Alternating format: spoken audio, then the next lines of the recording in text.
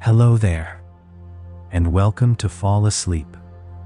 Tonight, we are going to spend time with one of the largest and most quietly extraordinary creatures that has ever lived on this planet, the blue whale. Not watching it from a distance, not reading statistics about its size and weight, but going inside it, in a sense, into its biology, into the extraordinary machinery that keeps a 100-ton animal alive in the cold and pressure of the deep ocean. And we are going to focus on one thing in particular: its heart. A blue whale's heart is the largest heart of any animal on Earth. It weighs as much as a small car. It is roughly the size of a golf cart. Its aorta, the main artery leaving the heart, is wide enough for a human child to crawl through. And when a blue whale is resting at the surface, this heart beats between 25 and 30 times per minute. That is already slow by the standards of most animals. A resting human heart beats between 60 and 100 times per minute. A mouse heart beats several hundred times per minute. But the whale's heart is already calm, already measured, already operating at a pace that suggests profound patience with the passage of time. And then the whale dives. And something extraordinary happens as it descends into the deep, as the pressure increases, and the light fades, and the whale begins to use the oxygen stored in its muscles and blood. Its heart slows, and slows, and slows, until it reaches a rate of just 2 beats per minute. 2. The longest pause between heartbeats that any large mammal is known to produce. Before we go deeper into this story together, if you find these journeys restful, I invite you to like, subscribe, or leave a gentle thought below. It helps other tired minds find their way here, one sleepy soul at a time. But for now, there is nothing you need to do. Let your jaw unclench. Let your shoulders drop.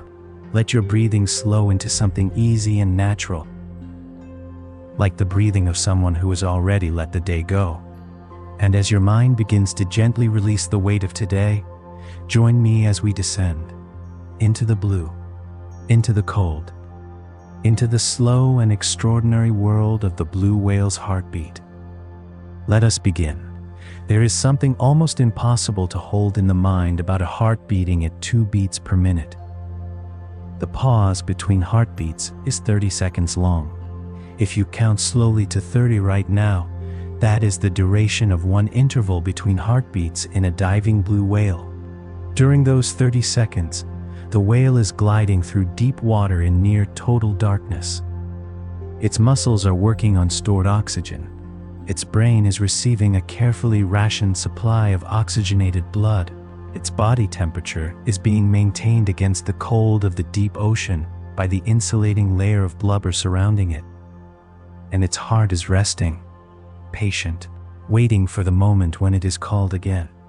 Then it beats, one enormous contraction of a muscle weighing 176 kilograms, moving 200 liters of blood in a fraction of a second. And then 30 seconds of rest again. This rhythm, this 2 beat per minute pace, was only directly measured for the first time in 2019. For all the centuries humans have studied the ocean and its creatures, the heartbeat of the largest animal on Earth was unknown.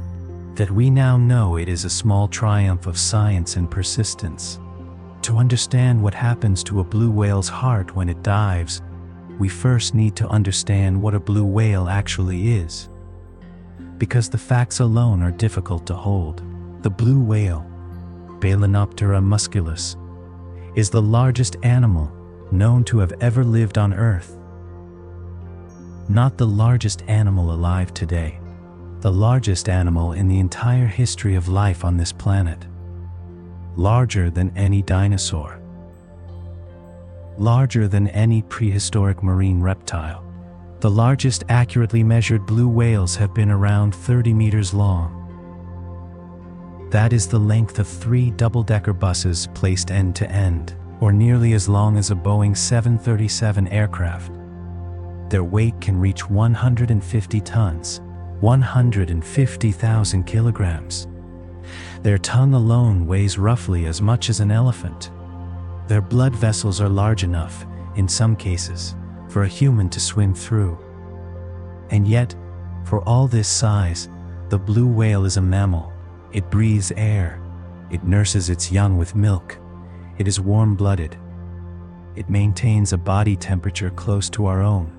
These are the demands that make the blue whale's physiology so remarkable. A warm-blooded, air-breathing, nursing mammal that can dive to depths of 500 meters or more, hold its breath for up to 30 minutes, function at pressures that would collapse the lungs of an untrained human, and do all of this routinely in search of food that it must consume in extraordinary quantities to sustain a body of this size.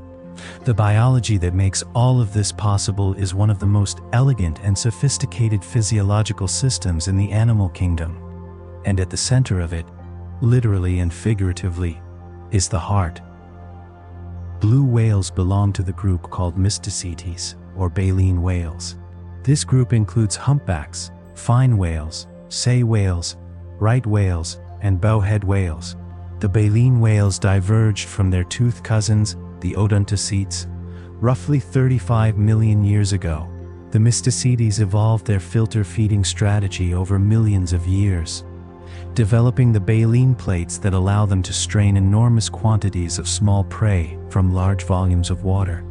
The blue whale represents the extreme end of this evolutionary trajectory. The largest body, the most krill consumed per day, the deepest dives, the slowest heartbeat. It is as if evolution pushed every parameter of baleen whale biology to its maximum in this one species. The fact that this extreme was viable, that a 150-ton air-breathing mammal can sustain itself by eating centimeter-long crustaceans in the cold open ocean, is one of the most striking demonstrations of evolutionary logic in the natural world. The ocean, in certain places and seasons, produces krill in quantities sufficient to sustain animals of this size. And the blue whale evolved to exploit that resource with extraordinary efficiency. The blue whale's heart rate of 2 beats per minute at depth also reflects the extraordinary efficiency of its circulatory system. Each beat of the heart must accomplish more than in a smaller animal. The stroke volume, the amount of blood ejected per beat, must be large enough to maintain adequate circulation throughout a 30-meter body. The blue whale achieves this through the sheer size of its heart chambers. The left ventricle, which pumps oxygenated blood to the body, is large enough to hold hundreds of liters, and the pressure generated by each contraction is sufficient to drive blood from the heart to the tail flukes and back, maintaining circulation even at the very low beat rate of the deepest dives. The blue whale's heart was measured directly for the first time in 2019. The measurement was made by a team of researchers at the American Museum of Natural History, working with a blue whale carcass that had stranded on a beach in Newfoundland, Canada. Previous estimates of blue whale heart size had been based on scaling laws, on the known relationship between body size and heart size across mammals.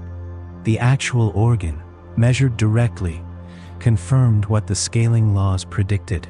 The heart of the whale was approximately 176 kilograms, the size of a small refrigerator. Its ventricles, the chambers that pump blood out to the body and lungs, were large enough for a human to stand inside. The aorta, the artery through which oxygenated blood leaves the left ventricle and enters the body, was roughly 30 centimeters in diameter. The heart looked, researchers said, like something prehistoric, something from a different scale of reality. This heart must pump blood through a circulatory system of enormous length and complexity. The blood vessels of a blue whale form a network stretching throughout a body 30 meters long. Blood must travel from the heart to the tail flukes, several meters away, and return. The pressure required to drive that flow, and the volume of blood moved per beat, are extraordinary. A blue whale has roughly 2,300 liters of blood. By comparison, a human has roughly 5 liters. Each beat of the blue whale's heart moves about 220 liters of blood. A typical human heart moves about 70 milliliters per beat. The scale difference is almost impossible to internalize. The 2019 measurement of the blue whale's heart was published in the journal Proceedings of the Royal Society B. The paper described not just the minimum heart rate of 2 beats per minute, but the full pattern of heart rate change throughout the dive cycle. At the surface, between dives, the heart rate ranged from 25 to 37 beats per minute. As the whale descended, the rate fell. At depth, during passive gliding, it reached the minimum. During lunge feeding events, it rose briefly to 8 to 10 beats per minute. Upon returning to the surface and taking the first breaths after the dive, the heart rate increased sharply, reaching up to 37 beats per minute for a short period. This post-dive increase reflects the need to rapidly reload oxygen into the blood and muscles in preparation for the next dive. The breathing rate also increased at the surface. Blue whales breathe in powerful explosive exhalations followed by inhalations, typically 2 to 4 breaths in the surface interval between dives. Each breath exchanges the entire lung volume. The blow of a blue whale can reach 9 meters in height, visible from kilometers away on a calm day. The slowing of the heart during a dive is called bradycardia. The word comes from the Greek, bradies meaning slow and cardia meaning heart. Bradycardia simply means a slower than normal heart rate. In most mammals, bradycardia is a symptom of a problem. A dangerously slow heart rate can indicate heart disease, low blood pressure, or other serious conditions. But in diving mammals, bradycardia is not a problem. It is a solution.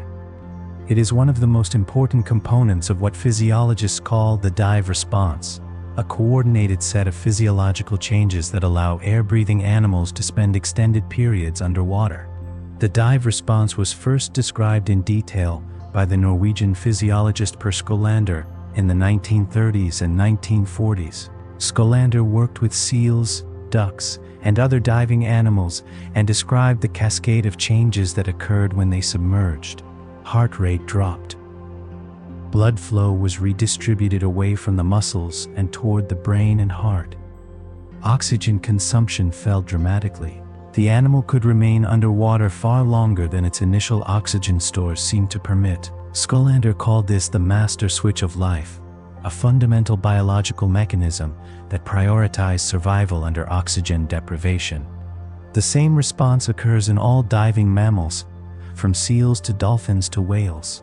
In the blue whale, it occurs on a scale that reflects the animal's size and diving behavior, and the measurement of just how extreme the blue whale's bradycardia becomes was only confirmed directly in 2019 with the first successful recording of a blue whale's heart rate during a natural dive.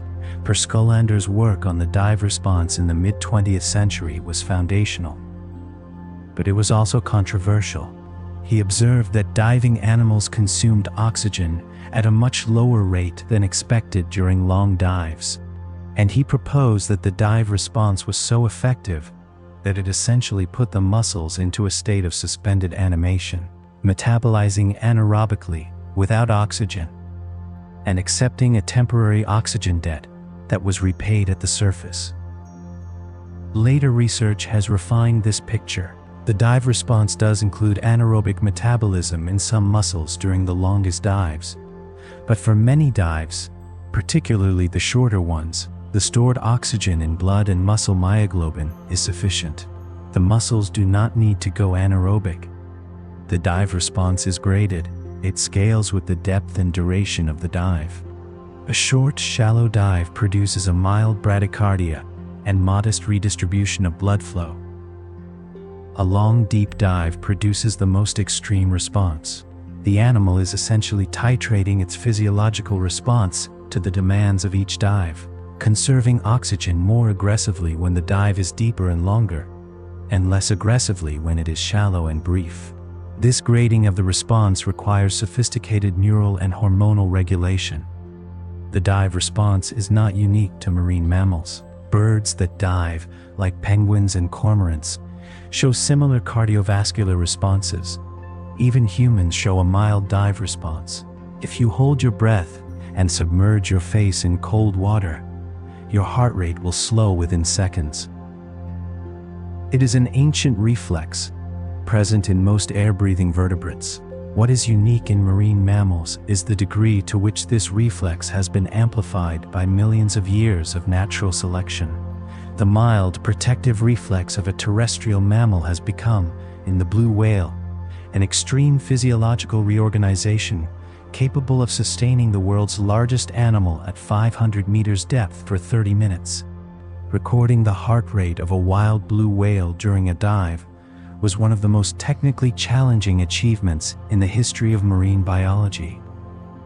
The project was led by Jeremy Goldbogen of Stanford University. The measurement required attaching a device to the whale, a device capable of recording an electrocardiogram, an ECG, from the exterior of the whale's body, in cold seawater, while the whale performed its normal behavior, including deep dives. The attachment system used 4 suction cups fitted with ECG electrodes, similar to the suction cups used to attach scientific tags to whales for tracking purposes, but modified to make electrical contact with the skin. The device was attached to the chest region of a blue whale feeding in Monterey Bay, California. The researchers then waited. They could track the whale's movements using accelerometers in the tag. They could see when the whale was at the surface and when it dived, and they could record the electrical signals from the whale's heart. The whale performed a series of dives, including a deep lunge feeding dive in which it accelerated rapidly to engulf a large cloud of krill. During the surface recovery period, the whale's heart rate was between 25 and 37 beats per minute. As the whale descended into a deep dive, the rate fell. At its lowest point, during the deepest part of the dive, the heart rate reached just 2 beats per minute. 2 beats per minute means a pause of 30 seconds between heartbeats. 30 seconds in which the heart rests. 30 seconds between contractions of the largest heart on Earth. The researchers described it as at or below the estimated minimum heart rate possible for an animal of this size. The difficulty of the technical achievement in measuring the blue whale ECG cannot be overstated. Blue whales are enormous, fast, and unpredictable. Getting close enough to attach a tag with suction cups requires careful approach in a small boat. The whale must be cooperative, or at least tolerant of the presence of the boat. Once attached, the tag must stay on long enough to record multiple dive cycles. Suction cup tags on blue whales typically stay on for hours to a day or two before falling off. The ECG electrodes must maintain electrical contact with the whale's skin through the seawater. Seawater is electrically conductive, which complicates ECG measurement because the water can short-circuit the signal. The engineers who designed the system had to solve this problem carefully, and then, once the data was collected, the analysis required distinguishing the true cardiac signal from the noise produced by muscle activity, water movement, and the electronic components of the tag itself. The fact that a clean, readable ECG was successfully obtained from a freely diving wild blue whale is a tribute to the engineering and the patience of the research team. Jeremy Goldbogen's group at Stanford spent years developing the technology before the successful measurement was made. You are lying very still now. The day has grown distant. The thoughts that pressed close earlier have begun to soften and thin. Your breathing has found its own pace. Slow, easy, unhurried. And as you rest here, I want you to imagine a different kind of stillness. Not the stillness of a quiet room, but the stillness of deep water. Cold, dark, pressing from every direction. The blue whale descends from the surface, where the light was green and diffuse, down through the blue zone, down past the twilight zone, where light fades from blue to gray to nothing, into the dark, 500 meters down.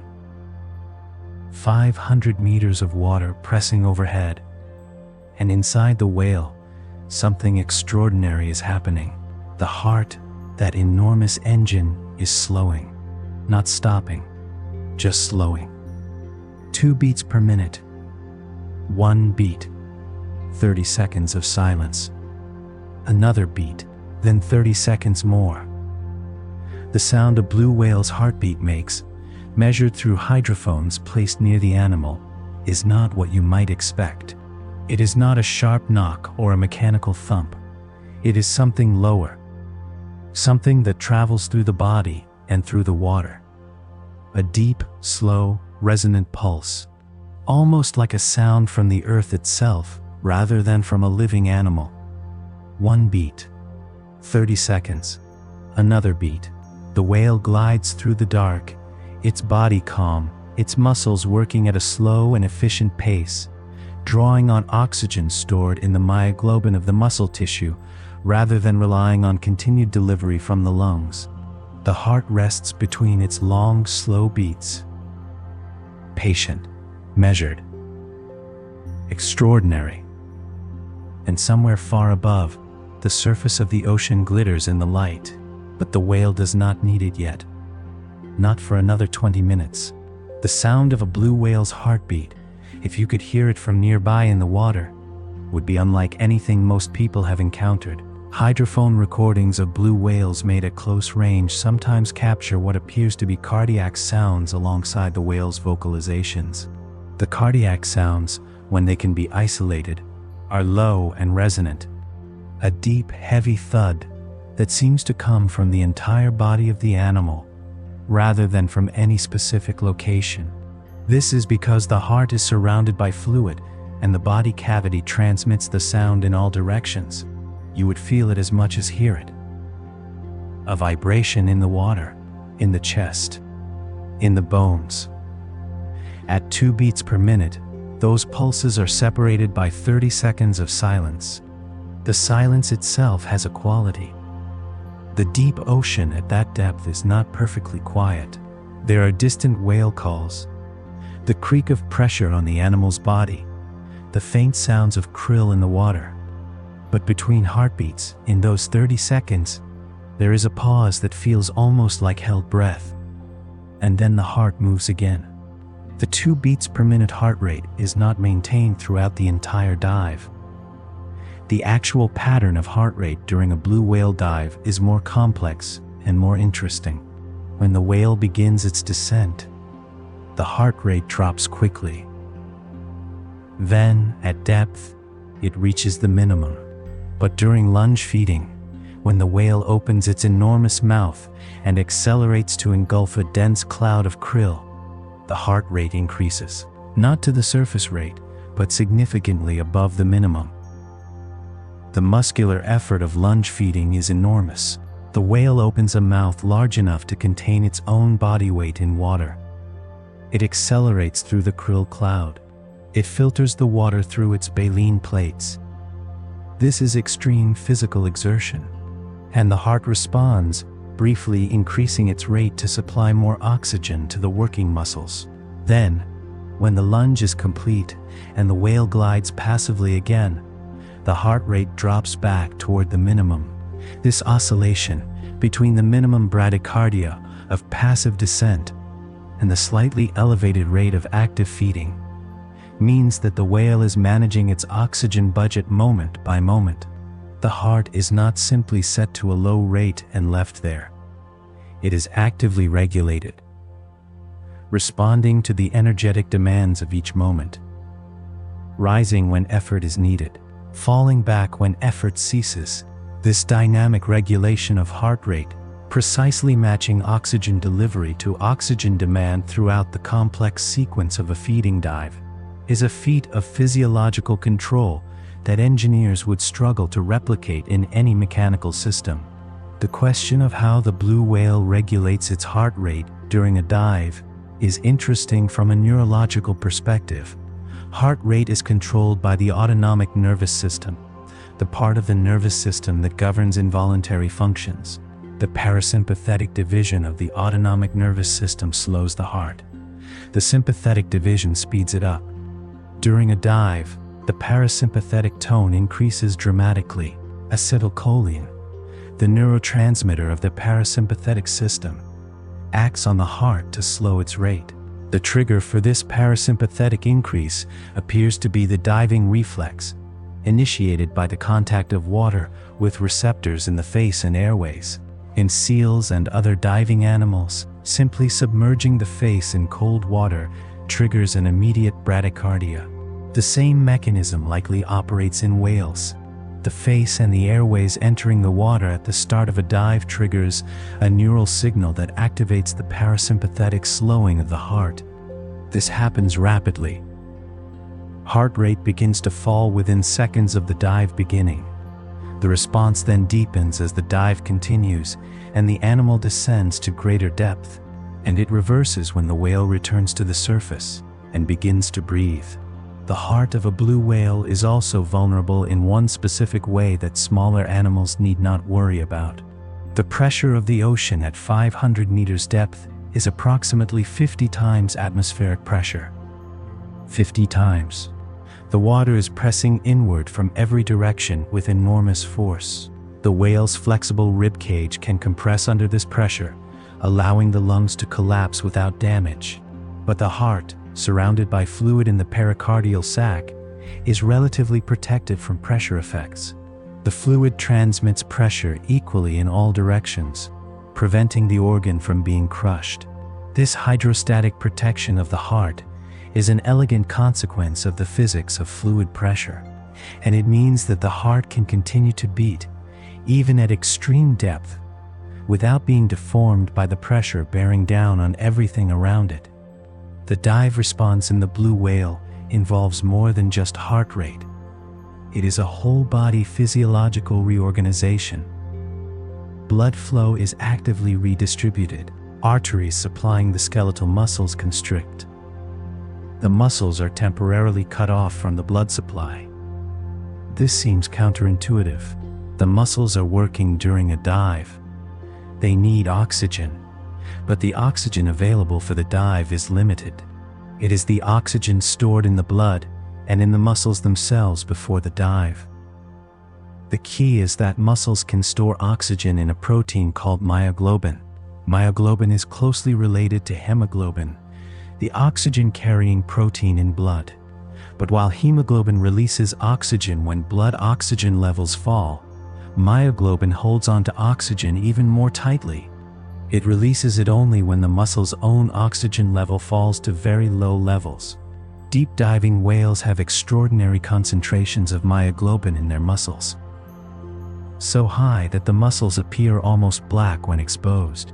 The myoglobin is so dense that it gives the muscle a very dark color. This myoglobin reservoir allows the muscles to function for extended periods after the blood supply has been reduced.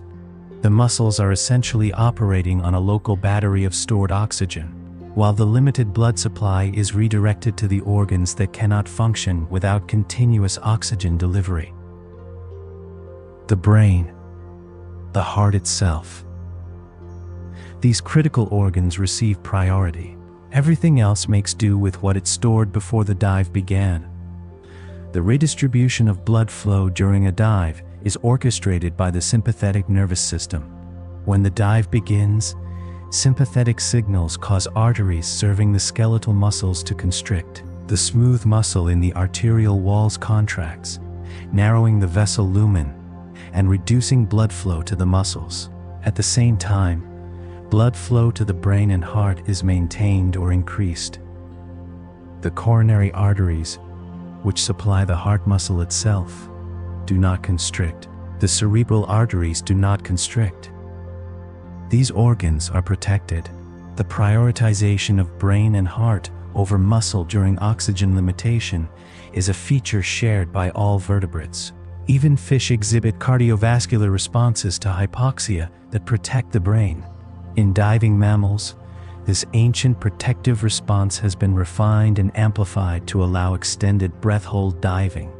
The whale's body knows, at a fundamental physiological level, what cannot be allowed to fail. The brain that integrates sensory information and controls behavior. The heart that keeps the blood moving. These receive first claim on the available oxygen. Everything else adapts to whatever remains. The muscles of a blue whale also contain a higher concentration of a protein called carbonic anhydrase than those of terrestrial mammals. Carbonic anhydrase catalyzes the conversion of carbon dioxide to bicarbonate ions, which are less harmful to tissues than dissolved carbon dioxide. During a dive, as the muscles metabolize and produce carbon dioxide, the carbonic anhydrase rapidly converts it to bicarbonate. This buffering protects the muscles from the acidifying effect of carbon dioxide accumulation.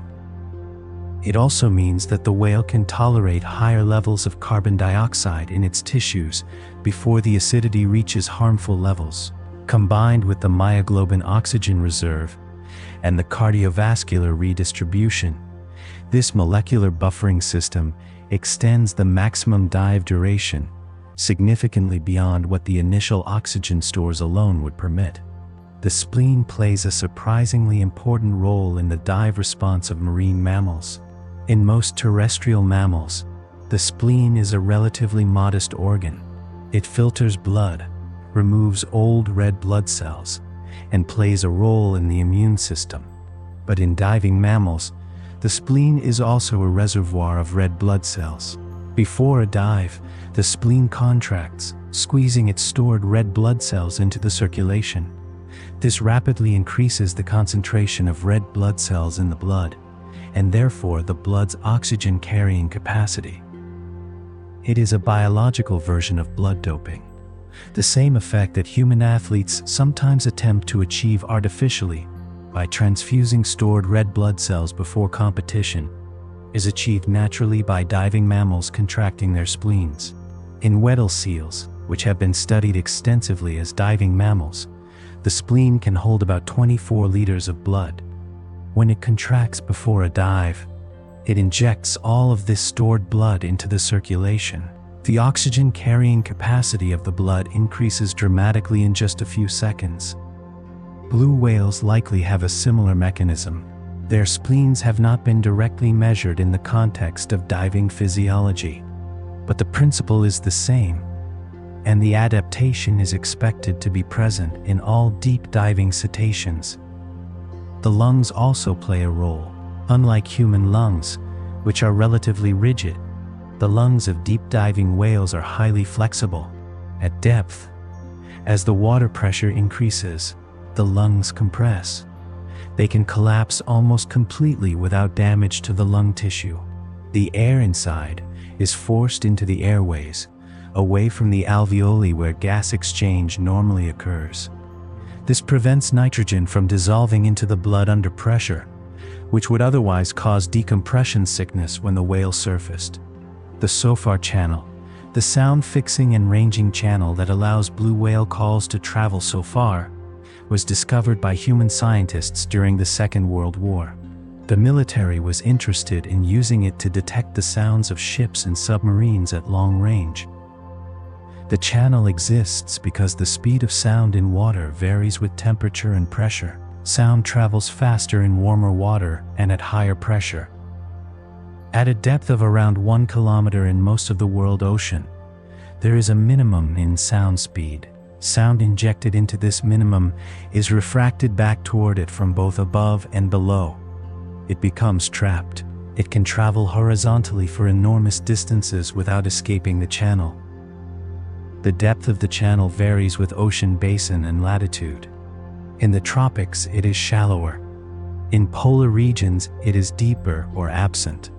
Blue whales appear to call it depths that place their vocalizations in or near the SOFAR channel. Whether this is deliberate use of the channel, or simply a coincidence of diving depth and calling behavior, is not fully resolved. But the consequence, intentional or not, is that blue whale calls can be detected by hydrophones thousands of kilometers away. Blue whales eat almost exclusively krill, euphausiids, small crustaceans, typically 2 to 3 centimeters long, that form enormous aggregations in the productive zones of the world ocean. To sustain a body of 100 tons, a blue whale must eat approximately 4 tons of krill per day, 4,000 kilograms of tiny crustaceans, every day. During the feeding season, the blue whale's strategy for consuming this quantity is extreme. It uses a technique called lunge feeding. The whale identifies a dense patch of krill, often detected acoustically or visually from below. It then accelerates from a slow cruising speed to a burst speed of around 11 kilometers per hour. It opens its enormous mouth. The mouth is lined with baleen plates, comb-like structures made of keratin, hanging from the upper jaw. The whale engulfs an enormous volume of krill-laden water. The volume of a single lunge can be equivalent to the volume of the whale's own body. The water is then filtered through the baleen plates. The baleen acts like a sieve. Water escapes through the plate margins. Krill is trapped. The whale swallows the krill and the cycle repeats. A single lunge feeding event takes about 10 seconds. But the energetic cost is high. The acceleration, the engulfment, the deceleration caused by the drag of a mouth full of water, all require significant muscular effort. The dive response must accommodate this burst of activity within the context of the overall oxygen budget of the dive. The heart rate briefly rises during lunge feeding, then falls again as the whale glides between lunges. It is a careful dance of effort and conservation. The blue whale's tongue deserves a moment of attention. In lunge feeding, the tongue plays an extraordinary role. The tongue of a blue whale is not a rigid structure. It inverts during a lunge, as the whale opens its mouth, and the enormous volume of water rushes in. The floor of the mouth balloons outward. The tongue, which was on the floor of the mouth, is pushed outward and downward, forming a large pouch that accommodates the incoming water. The ventral groove blubber, the accordion-like folds of skin on the whale's belly, expands to accommodate the volume. A single lunge can engulf tens of thousands of liters of water. The whale then uses its tongue to push the water forward through the baleen plates, trapping the krill. This tongue inversion is unique among mammals. No other animal uses its tongue in this way. It is a specialized adaptation for lunge feeding, likely evolved over millions of years alongside the development of the baleen plates and the groove blubber. The blue whale's tongue, which can weigh as much as an elephant, is not an organ of taste or manipulation in the mammalian sense. It is a hydraulic piston for filtering seawater. The blue whale's vocalization is one of the most extraordinary things about this animal. Blue whales produce calls that are among the lowest frequency sounds made by any animal. Their calls are typically in the range of 10 to 40 hertz, 10 to 40 cycles per second. The lower limit of human hearing is about 20 hertz, and even then we perceive very low frequencies more as vibration than as sound. Some blue whale calls are below the range of human hearing entirely. They are felt rather than heard. In the ocean, low-frequency sound travels extraordinarily well. Water is denser than air, and low frequencies lose less energy per unit distance. A blue whale call can travel hundreds or even thousands of kilometers through the ocean's sound-conducting layer, a layer of water at a specific depth, where sound slows and becomes trapped. This layer, called the SOFAR channel, standing for sound fixing and ranging, acts like an acoustic waveguide. Sound injected into the SOFAR channel propagates for enormous distances with relatively little loss. Blue whales call it depths and frequencies that couple efficiently into the SOFAR channel. There is debate among researchers about whether blue whales use the SOFAR channel intentionally for long-distance communication, whether individual whales are calling to each other across hundreds of kilometers of ocean. The evidence is suggestive, but not conclusive. What is certain is that blue whale calls can and do propagate for extraordinary distances, and that individual populations of blue whales have distinct call patterns, like dialects, that differ from one ocean basin to another. The blue whale is not just large, it is communicating somehow across the scale of ocean basins. Blue whale calls change over time. Researchers analyzing long-term recordings from hydrophone arrays across ocean basins have found that the call frequencies of blue whale populations have been declining over recent decades. Each year, the calls are slightly lower in frequency than the year before. This trend has been documented in multiple populations across multiple ocean basins. Several hypotheses have been proposed. One is that the calls are getting lower as blue whale populations recover after whaling. When populations were very small, whales may have called at higher frequencies to be heard over ambient ocean noise. As populations grow and the density of calling whales increases, there is less need to maximize the range of each call. Another hypothesis is that ocean noise levels have increased due to shipping traffic, and whales are adjusting their calls to avoid frequency ranges occupied by noise. A third is that the trend reflects changes in body size as the population has recovered. Larger animals tend to call at lower frequencies. The answer is not yet clear, but the observation that blue whale calls are changing over time on a decadal scale is itself remarkable. These are not static, fixed behaviors. They are dynamic, responding to the changing acoustic and social environment of the ocean. The blue whale's size is not just impressive in itself. It is the product of a particular evolutionary strategy that turns out to be exquisitely matched to the ecology of the open ocean. Large body size in baleen whales is associated with filter feeding. And filter feeding on krill is most efficient when done at large body size. Here is why. The energetic return from a single lunge feeding event depends on the density and quantity of krill engulfed. A larger whale can engulf a larger volume of water per lunge. The energy gained per lunge therefore scales with body volume. But the energetic cost of the lunge, the drag produced by opening a huge mouth at speed, scales with the cross-sectional area of the mouth, which is smaller than the volume. As whales grow larger, the energy gained per lunge increases faster than the energy spent per lunge.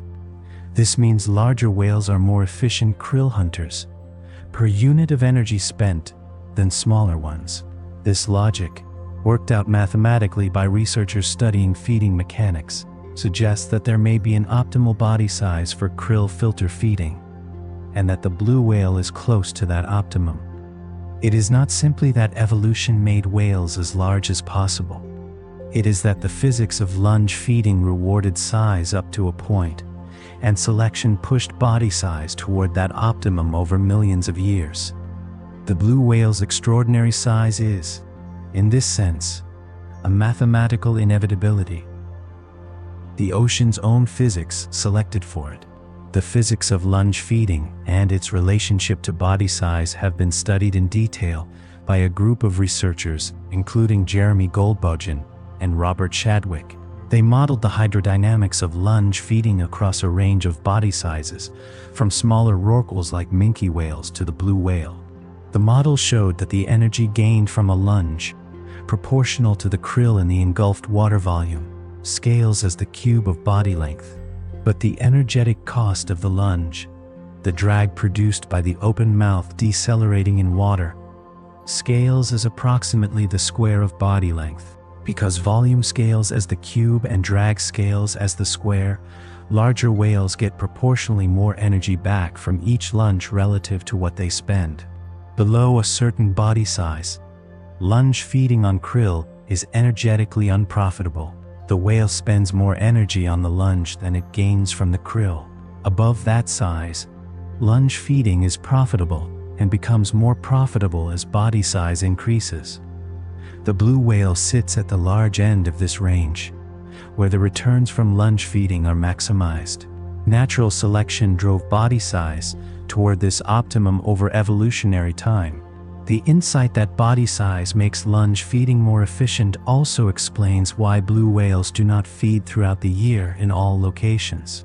Lunge feeding on krill is only profitable when krill are in dense aggregations. Sparse krill would not repay the energetic cost of a lunge. Blue whales must find and target the densest patches of krill available. This requires traveling to productive regions during the season when krill aggregate most densely, in the Southern Ocean. This means summer, when krill form their densest aggregations in the productive waters around Antarctica. Blue whales migrate thousands of kilometers to reach these feeding grounds. They spend the feeding season consuming enormous quantities of krill, building up energy reserves. Then they migrate to warmer waters for breeding. The annual migration can be 6,000 kilometers or more in each direction. There is a population of blue whales called the pygmy blue whale. They inhabit the waters of the Indian Ocean and the Southern Ocean. They are smaller than the Antarctic blue whale, the subspecies most people think of when they hear the name. Pygmy blue whales reach lengths of around 24 meters rather than 30. They have slightly different call characteristics. Their migratory patterns and feeding grounds differ. For a long time, their status was debated. Are they a distinct subspecies? A population variant? A different species entirely? Genetic studies have clarified the picture somewhat. Pygmy blue whales are genetically distinct from Antarctic blue whales. They have been separated from the main population long enough for measurable genetic divergence to accumulate. They are now generally recognized as a distinct subspecies, Balanoptera musculus brevicauda. The existence of pygmy blue whales is a reminder that the blue whale is not a single uniform entity. It is a species with populations distributed across multiple ocean basins, each adapted to local conditions, each with its own calls and behaviors and migratory routes. The story of the blue whale is not one story. It is several stories, each playing out in a different part of the global ocean. And each of those stories includes a heart beating at 2 beats per minute in the deep, an animal managing its oxygen with extraordinary precision, a body that is the largest the planet has ever produced sustained by some of the smallest creatures the ocean can offer. The 3 recognized subspecies of blue whale are the Antarctic blue whale, the northern blue whale, and the pygmy blue whale. The Antarctic blue whale is the largest. Before whaling, it was the most numerous, with populations estimated at around 200,000. It was also the most heavily hunted. Antarctic blue whale populations may now be only 1 to 3% of their pre-whaling numbers. Recovery has been extremely slow. The northern blue whale includes populations in the North Atlantic and North Pacific. These were also hunted to very low numbers. North Atlantic blue whales number perhaps a few hundred animals. North Pacific populations are somewhat larger, but still small. The pygmy blue whale is less well studied. Its range in the Indian Ocean and parts of the Southern Ocean overlaps with areas of historical whaling, but it was less targeted than the Antarctic subspecies. Its population status is uncertain. What is clear across all populations is that the blue whale, despite legal protection for more than 50 years, remains at a fraction of its historical abundance. The ocean that once held 200,000 blue whales now holds perhaps 20,000. The largest heart in the world beats at the center of an animal that is still, in many ways, recovering from what humans did to it in the 20th century. Commercial whaling nearly ended the blue whale. The history of that near extinction is one of the most sobering chapters in the relationship between humans and the natural world. Blue whales were not easily hunted in the era of sail and hand harpoons. They were too large, too fast, and too dangerous to approach in small boats. But the development of explosive harpoon guns in the 1870s and steam-powered catcher boats in the 1880s changed everything. Suddenly the blue whale could be hunted efficiently. And it was. Between 1868 and 1978, an estimated 360,000 blue whales were killed in the Southern Ocean alone. The global population, estimated to have been around 200 to 300,000 animals before hunting began, was reduced to perhaps 5 to 10,000, a reduction of more than 90%. The International Whaling Commission imposed a moratorium on blue whale hunting in 1966, 40 years too late to prevent the collapse, but in time to allow slow recovery. Blue whale populations have been recovering since then, but slowly. Blue whales reach sexual maturity at around 5 to 10 years of age. They give birth to a single calf every 2 to 3 years. With a recovery rate this slow, rebuilding a population requires decades or centuries. Current estimates suggest there are between 10 and 25,000 blue whales in the world ocean. Still a small fraction of the pre-whaling population. The largest animal that has ever lived is also one of the most endangered large animals on Earth. The recovery of blue whale populations is complicated by several factors beyond simple reproductive rate.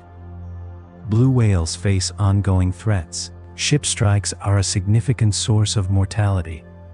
Blue whales feed in productive coastal and offshore waters that are also used heavily by commercial shipping. Ships traveling at speed cannot stop quickly enough to avoid a whale.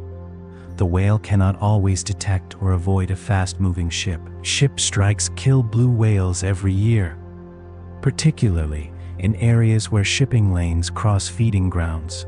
In the Santa Barbara Channel off California, which is one of the most important feeding areas for North Pacific blue whales, shipping lanes run directly through the feeding ground. Collaborative programs between shipping companies, port authorities, and researchers have worked to reduce ship strike rates by rerouting shipping lanes and reducing speeds in whale areas. These programs have shown some success, but the problem persists. Entanglement in fishing gear is another threat. Blue whales are large enough to break most fishing gear, but entanglement can cause wounds and chronic stress. Ocean noise from shipping and industrial activities may interfere with communication and feeding behavior. And the effects of climate change on krill populations and distributions are beginning to affect where and when blue whales can find food. As we come gently toward the end of our time with the blue whale tonight, let us think about what 2 beats per minute actually means. Between each beat of the whale's heart, in that 30-second pause, a great deal happens. The whale glides. Its tail flukes push gently or not at all. The myoglobin in its muscles releases another increment of stored oxygen. The brain receives its fraction of the redirected blood supply, stays oxygenated, stays conscious, stays oriented in the dark water. The baleen plates filter another pass of water. The krill in the stomach begin to be digested. The whale's body goes about its business in the interval between heartbeats with a patience and efficiency that has no parallel in the rest of the animal kingdom. 2 beats per minute is not a rate at the edge of function. It is a rate of deliberate conservation. Every heartbeat is enormous. Each contraction of that 176-kilogram heart moves 200 liters of blood. Each beat accomplishes what dozens of human heartbeats would accomplish. The whale does not need to beat rapidly because each beat is so effective. The size and power of the heart allow it to operate at an extraordinarily low rate and still supply what the body needs. This is economy of scale, biological version. The largest heart produces the largest output per beat, and so it can rest for 30 seconds at a time in the cold and dark of the deep ocean, sustaining the largest animal the world has ever known with a patience and power that has no equal on this planet. The pause between heartbeats in a diving blue whale is also a pause in the delivery of oxygen to every cell in the body, not a pause in the delivery of blood, because blood continues to circulate, but a pause in the rhythm of that circulation. The body learns to tolerate this rhythm. Cells in the brain and heart are particularly sensitive to oxygen deprivation. They are protected by the redistribution of blood flow. But even these protected cells must function in conditions of reduced oxygen delivery compared to what they would receive in a resting terrestrial mammal. Deep diving mammals show molecular adaptations that help their cells tolerate these conditions. Hemoglobin in whale blood has modified properties compared to terrestrial mammal hemoglobin. It releases oxygen more efficiently at the partial pressures found in deeply diving animals. The cells of the brain show upregulation of proteins that protect against the oxidative stress that occurs when oxygen is restored after a period of deprivation. These molecular adaptations are part of a complete system. From the behavioral decision to dive, through the neural initiation of the dive response, through the cardiovascular redistribution of blood, through the cellular tolerance of reduced oxygen, every level of biological organization is tuned for this purpose. The 2 beat per minute heartbeat is not the whole story. It is the most visible part of a deeply integrated biological system. As we rise slowly now, up through the dark water, up through the pressure gradient, back toward the surface where the light is diffuse and green, back toward the world where you are resting quietly, let everything we have visited tonight settle softly into the quiet at the back of your mind. We began with a heart, the largest heart on earth, the size of a golf cart, weighing as much as a small car, with an aorta wide enough for a child to crawl through. We watched it slow, during a dive, from 25 beats per minute at the surface to just 2 beats per minute at depth. 1 beat, 30 seconds. Another beat. We learned about the dive response, that coordinated physiological reorganization that Scholander first described in the 1930s, the redistribution of blood flow, the constriction of arteries to the muscles, the priority of brain and heart over everything else. We sat with the myoglobin, dark as night in the whale's muscles, holding oxygen against need. We thought about the spleen contracting before each dive, injecting a reservoir of red blood cells into the circulation, a biological preparation for the work ahead. We followed the whale into a lunge feed, watching the heart rate briefly rise as the animal accelerated through a cloud of krill, then fall again as the glide resumed. We heard, in our imagination, the call of a blue whale traveling through the SOFAR channel, propagating through the ocean for hundreds of kilometers at frequencies below the threshold of human hearing. And we sat with the extraordinary fact that this animal, the largest that has ever lived, was nearly lost to us in less than a century, and is only now, slowly, beginning to return. Through all of it, one idea stayed close. The largest heart in the world beats most slowly when it is deepest, when it is furthest from the light and the air, when it is most alone in the dark. And it holds, it sustains, 30 seconds of silence between beats. And then it beats again. There is nothing more you need to hold tonight. Let the whale dive. Let the heart slow. Let the dark water do what it has always done. And let yourself sink into the slow, unhurried passage of your own rest. The ocean is patient tonight. The heart is steady. And in this quiet room, you are exactly where you are meant to be. Resting. Still. Safe. If you are still with us, another quiet journey is waiting for you. And if this one helped carry you towards sleep, a like, a subscribe, or a gentle comment helps other tired minds find their way here too. From fall asleep and from one tired mind to another, across the soft, patient dark of tonight. Sleep well, rest gently, and good night.